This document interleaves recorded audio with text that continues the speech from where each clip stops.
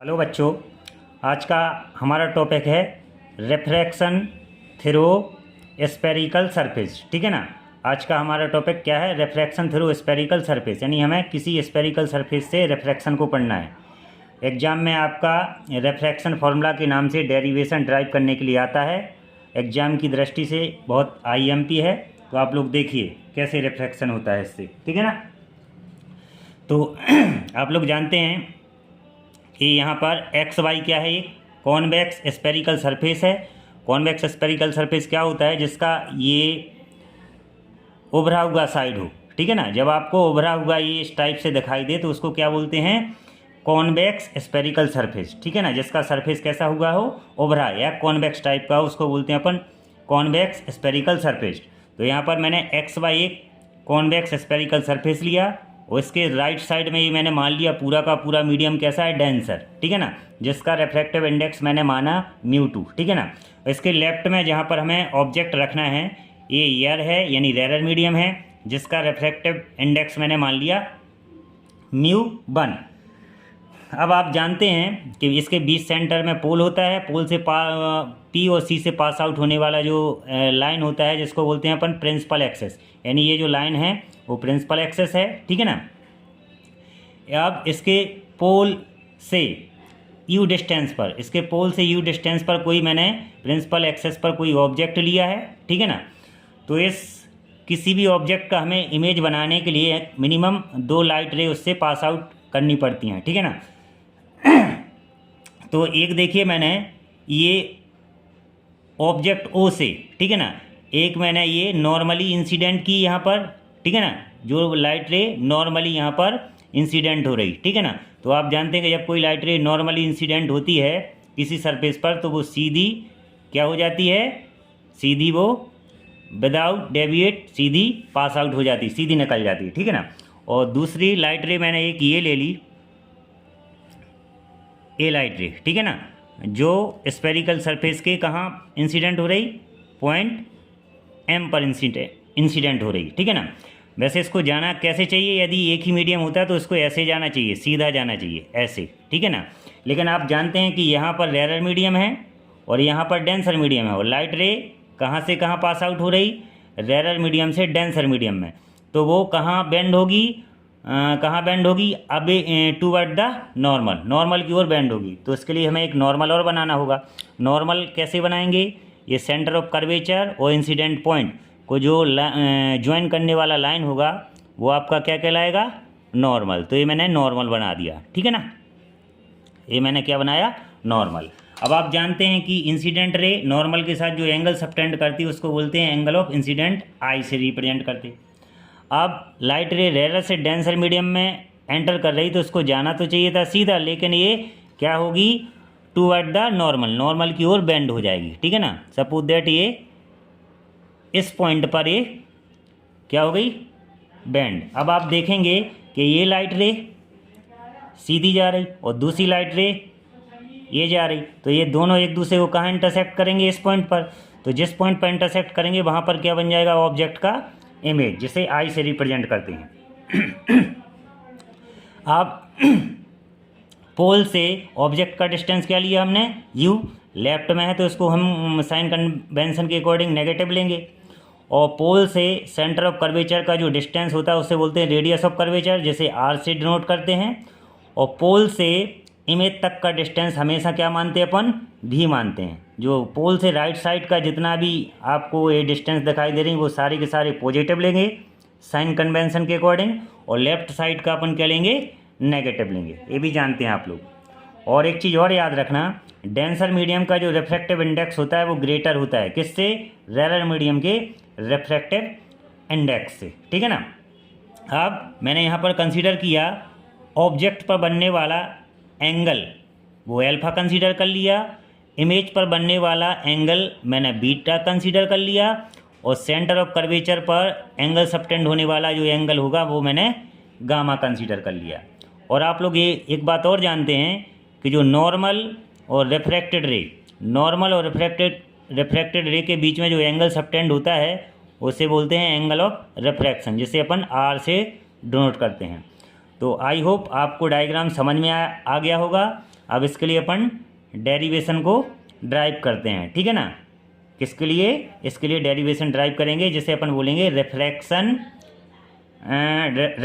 Formula, ठीक है ना, वो ड्राइव करेंगे, ठीक। ओके, हेलो बच्चों, तो रेफ्रैक्शन फॉर्मूला ड्राइव करने के लिए मुझे परपेंडिकुलर की जरूरत पड़ेगी। तो मैंने एम से लेके यानी एक परपेंडिकुलर ड्रॉ कर लिया प्रिंसिपल एक्सिस पर। अब आप देखेंगे इस आई एंगल के लिए, बस पूरा खेल आई का और आर का है ना, आई का और आर का। तो इस आई एंगल के लिए देखिए, ये आई एंगल एक्सटीरियर एंगल कहलाएगा। किस ट्राई एंगल के लिए? इस ट्राई एंगल के लिए। आई जो एंगल है वो एक्सटीरियर एंगल बोलेंगे किस ट्राई एंगल के लिए? ओ एम सी के लिए। तो मैंने लिखा है यहाँ पर ट्राइंगल ओ एम सी के लिए। इसमें लगाया मैंने बाई एक्सटीरियर थ्योरम। तो जो आई होगा वो किसके इक्वल होगा? एल्फा प्लस गामा के। एल्फा प्लस किसके इक्वल होगा? गामा के इक्वल होगा, ठीक है ना। आप जानते हैं कि जो एक्सटीरियर एंगल होता है वो दूर वाले एंगलों के सम के इक्वल होता है।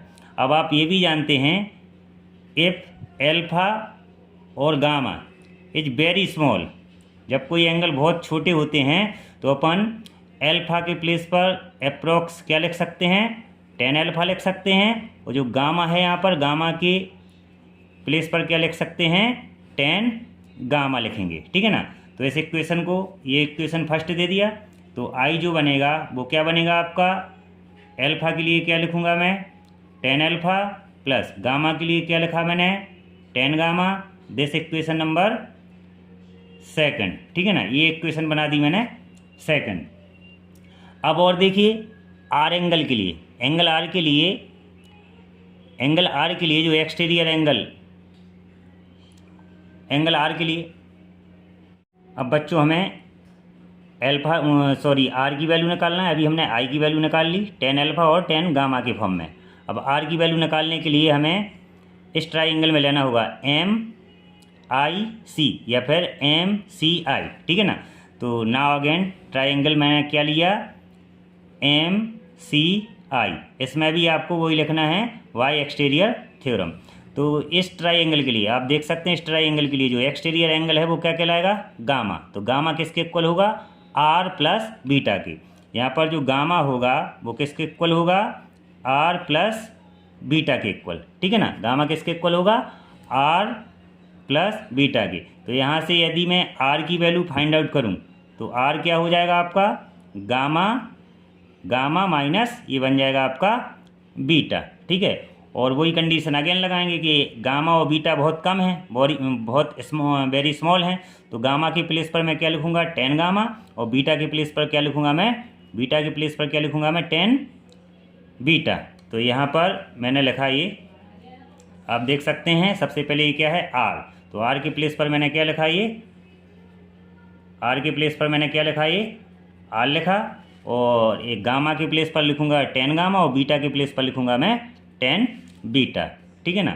तो ये गामा के प्लेस पर लिखा मैंने टेन गामा माइनस, और बीटा के प्लेस पर लिखा मैंने टेन, ये मैंने लिखा बीटा। दिस इक्वेशन नंबर ये आपका क्या हो जाएगा? थर्ड। यहाँ से हमने आर की वैल्यू फाइंड आउट की, आई की वैल्यू फाइंड आउट की। यहाँ से हमने आर की वैल्यू फाइंड आउट की। अब लगा देंगे हम स्नेल्स लॉ। नाउ यह लगाया मैंने बाय स्नेल्स लॉ क्या होता है आप जानते हैं? स्नेल्स लॉ क्या होता है? तो रेयर मीडियम का रिफ्रैक्टिव इंडेक्स क्या है? μ1 इंटू इंसिडेंट एंगल क्या है? आई। तो यहाँ लिखा मैंने sine i. Is imply that denser medium का रिफ्रैक्टिव इंडेक्स μ2 इंटू यहाँ पर जो एंगल ऑफ रिफ्रैक्शन है वो आर है, तो यहाँ लिखा मैंने साइन आर, ठीक है ना। अब मैंने यहाँ पर भी लिखेंगे यदि आई और आर, एंगल आई और एंगल आर बहुत छोटे हैं, वेरी स्मॉल, तब हम साइन आई के प्लेस पर ओनली क्या लिख सकते हैं? आई लिख सकते हैं, ठीक है ना। और μ2 मैंने सेम लिखा, और ये साइन आर के प्लेस पर क्या लिख सकते हैं? आर। मतलब साइन आई अप्रॉक्सीमेटली इक्वल होगा आई के, और साइन आर अप्रॉक्सीमेटली इक्वल होगा आर के, ठीक है ना। अब जो इक्वेशन आपको ये बन गया आपका 4, ठीक है ना। अब इक्वेशन इस 4 में अपन आई और आर की वैल्यू को क्या करेंगे? पुट करेंगे। तो मैंने लिखा ये μ1 इंटू आई की वैल्यू क्या थी आपको दिखाई दे रही होगी इक्वेशन नंबर ये सेकंड में क्या है यहाँ पर, ये है टेन अल्फा है ना प्लस टेन गामा इक्वल, ये लिखा मैंने μ2 सेम लिखा, और आर की वैल्यू कहाँ से लेंगे अपन, थर्ड से। आर की वैल्यू क्या है, ये लिखा मैंने ten gamma minus tan beta, ठीक है ना, ये मैंने आर की वैल्यू पुट कर दी। अब आप देखेंगे μ1 इंटू यहाँ से टेन अल्फा की वैल्यू निकालिए आप, यहाँ से डायग्राम से टेन अल्फा, अल्फा ये बन रहा है, इस ट्राइंगल में ले लो आप, यहाँ आप ले सकते हैं ट्राइंगल MNO में, MNO में यहाँ से निकालेंगे अपन किसकी वैल्यू, टेन अल्फा की। तो टेन अल्फा क्या होगा, जल्दी बोलिए यहाँ पर, इस एंगल के लिए perpendicular MN upon ON, MN upon ON। इसके बाद टेन बीटा निकाल लीजिए, टेन बीटा कौन सी ट्राइंगल में, इस राइट ट्राइंगल में MNI में, ट्राइंगल MNI में। तो बीटा की जो वैल्यू होगी परपेंडिकुलर तो MN ही रहेगा है ना, और बेस क्या रहेगा NI।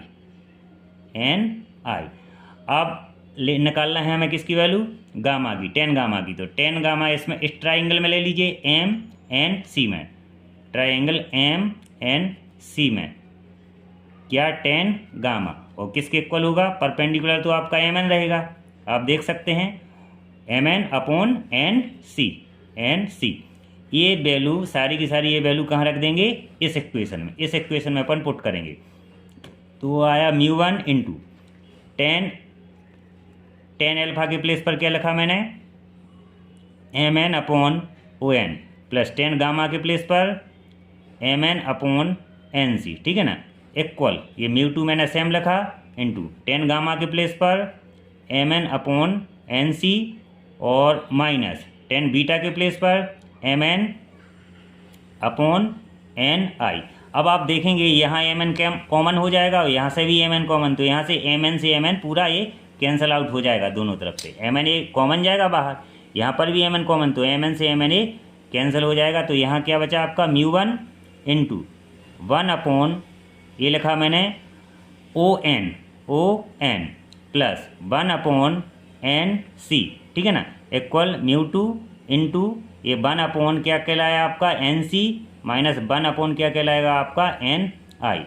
अब आप जानते हैं यदि स्फेरिकल जो आपका स्फीयर दिया है, जो आपका स्फेरिकल सरफेस दी हो, उसका अपर्चर कैसा हो, बहुत छोटा, अपर्चर इज वेरी स्मॉल है ना, ऑफ कॉन्वेक्स स्फेरिकल सरफेस, तब ये पॉइंट P N के बिल्कुल नियर होगा, पॉइंट P और N बिल्कुल पास पास में हो गए, तो हम बोल सकते हैं कि जो N है, N को हम P से रिप्लेस कर सकते हैं। N किसके नज़दीक होगा, P के, तो N को हम किससे रिप्लेस कर सकते हैं, P से। तो कर दीजिए यहाँ पर रिप्लेस, μ1 जहाँ पर आपका N है वहाँ पर आपको क्या लिखना है, P लिखना है डायग्राम से। तो वन अपॉन ये N, तो ये बन जाएगा आपका O, N के प्लेस पर P plus one upon N के प्लेस पर क्या आएगा आपका P आएगा, और ये आएगा C equal μ2 into one upon ये क्या है N के प्लेस पर आएगा P और ये C minus one upon N के प्लेस पर P और ये I। बस वैल्यू पुट कर दो, कुछ है ही नहीं है। अब μ1 वन अपॉन OP, आप डायग्राम में देखेंगे O से लेके P, O से लेके ये क्या है आपका, O से लेके P कितना है U, लेकिन ये कैसा लेंगे अपन, नेगेटिव है ना, साइन कन्वेंशन के अकॉर्डिंग ये P से लेफ्ट में इसलिए इसको नेगेटिव, तो ये आएगा minus U one upon P से लेके C तक क्या है, R है, पॉजिटिव लेंगे है ना, जैसे मैंने पहले ही समझा दिया, वन अपॉन PC अगेन क्या लेंगे, R लेंगे, ठीक है ना, माइनस वन अपॉन P से लेके I तक का डिस्टेंस क्या है V, तो इसको भी हम क्या लेंगे, पॉजिटिव लेंगे, ठीक है।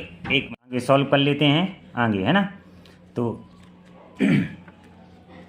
इस μ1 का अंदर मल्टीप्लाई करेंगे है ना, यहाँ वन में यहाँ वन में, तो वन जहाँ जहाँ वन है तो वहाँ आएगा μ1, और इस साइड देखेंगे अपन राइट में इस μ2 का मल्टीप्लाई कर लेंगे ऊपर है ना, तो देखें ये क्या बना, μ1 अपॉन माइनस U, क्या बना, μ1 अपॉन माइनस U, आगे क्या है ये प्लस, तो मैंने क्या लगाया ये प्लस, फिर क्या बना μ1 अपॉन R, ये लिखा मैंने μ1 upon R is imply that mu two का मल्टीप्लाई करेंगे म्यू टू अपॉन आर, ये बनेगा म्यू टू अपॉन आर, आगे साइन क्या है माइनस, म्यू टू का 1 में किया तो म्यू टू अपॉन वी, ये म्यू टू अपॉन वी। अब क्या करेंगे अपन, अब करेंगे आर को वन साइड कर लेंगे, ठीक है ना, आर को क्या कर लेंगे, वन साइड कर लेंगे। तो ये आप देखेंगे कि म्यू 1 अपॉन आर ऑलरेडी यही है, इसको मैं यहाँ लेके आया तो ये माइनस का हो जाएगा, mu two upon r equal, वहाँ पर क्या है ये वाला वहाँ ले जाएंगे अपन, ठीक है ना,